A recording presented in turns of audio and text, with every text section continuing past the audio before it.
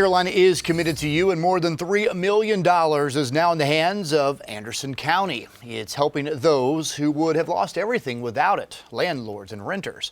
It's a nonprofit answering the call to help pass out federal COVID money, but in doing so, making sure it ends up in the right hands. You may be surprised by just how many families still have a roof over their heads because of the effort. Fox Carolina's Shel Ramin's been digging into this today. She is live in our newsroom tonight with what she found out. Well, Cody, AIM is passing out more relief and money to people in less than a year than they normally would in 2 years. Just to give you an idea, the money going to people like a family whose father has been on a ventilator since Thanksgiving. They have taken a huge hit financially, as you can imagine. That's where AIM steps in to make sure people like that still have a place to call home.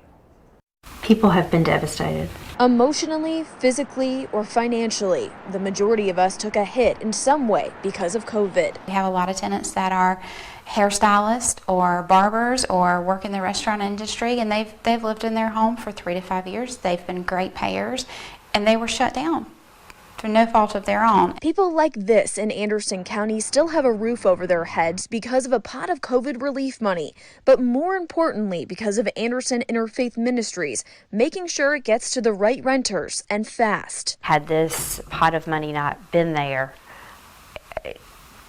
we would have seen tons of folks enter the streets out of homelessness because they would not have been able to catch their back rent up. AIM's executive director, Christy King Brock, says they've put $3.3 million in the hands of those who couldn't pay rent or landlords who would have lost their property altogether. People react when they get the phone call that says, we're going to pay your last 6 months of back rent, and there's a pause, and then they start crying, and they're like, I just can't tell you how grateful I am. That relief carries over to the landlord, saving the community as a whole. And a lot of people think of the landlord as some, millionaire that's sitting back and collecting a check. And that's not the case. 80% of them are mom and pop landlords. Half of those only own one unit. A devastating domino effect.